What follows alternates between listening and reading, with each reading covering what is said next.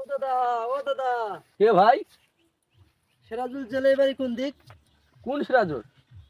মাঝি সিরাজুল। কোন সিরাজুল মাঝি রে? আরে ওই যে সকালে যে সাইকেল ধরে বাজারে মাছ বিক্রি করতে যায় বাজারে। ও, সিরাজুল মাঝি। হ্যাঁ হ্যাঁ, ও, আপনার কাছে কি? ওদের কাছে একটু আমার দরকার। ও, আপনার বাসা কোথায়? আমি তো ইন্ডিয়া হাতে আইছি।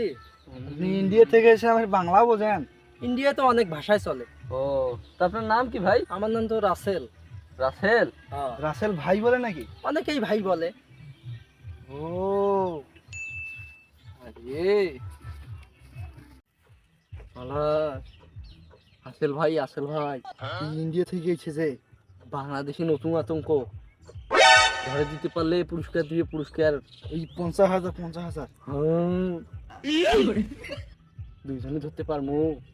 পার মুসল আসেল ভাই কামড় দিব দেখিস।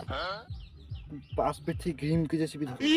ও, সিরাজুল মাঝি মেরে দিত আজকে আমরা না থেকে। এই তো চল আমরা ধরি। চল।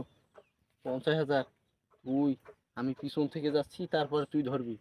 আচ্ছা চল চল।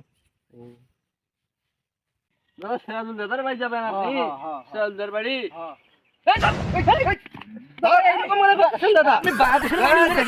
দাদা আমি দাদা আমি মারি নাই দাদা, আমি কোনো মানুষ মারি নাই। বাংলাদেশের কৃষক মিশক সবাইকে মেরে ফেলছেন আপনি। দাদা আমি রানিং অবস্থায় আসিছি রানী, ইন্ডিয়া হাতে। এই বান তোকে বান। কি দিবান তুমি? এই বান কি দিবেন, দাদা, বান।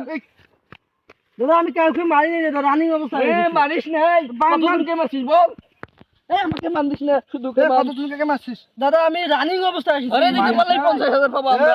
পুলিশে ফোন লাগা। এ, কামড় দিবি না। এই, কিসে স্যার কিসে এ, কামড় দিব, মারি কামড় ফেলবো। দিব, রাসেল কামড় ভাইবার, দিব। রাসেল ভাইবার, বাংলাদেশের নতুন আতঙ্ক। কিসের আসল হইবে? হ্যাঁ, এ গড়ে যাই জানোস না? কামড় দিব কামড় দিব। এই স্যার, এই স্যার, এই স্যার, ছাড়বি না। এ কামড় দিব। এটা কিসের আসল হইবার? নস, বাংলাদেশের মানুষ মেরে শেষ করে দিয়েছে, জেলে তাদের সবাইকে মেরে দিছে। হ্যাঁ, এই যে এইভাবে ফুস ফুস করবে, একটা ঠোকর দিব টুক হ্যাঁ, করে শ্বাস। দাদা আমি কাউকে মারি নাই দাদা, আমি রানিং অবস্থায় ইন্ডিয়া হাতে আইছি। হ্যাঁ, মানুষ কি খুন করে স্বীকার করে রে? মানুষ মেরে শেষ করে দিছে, খুন করে স্বীকার করে। পুলিশে ফোন দে, ধরে দে। এ পর্যন্ত কারা খুন করছিস তুই বল? দাদা আমি রানিং অবস্থায় ইন্ডিয়া হাতে এলাম। অত কথা বাচ্চা পুলিশে ফোন কর।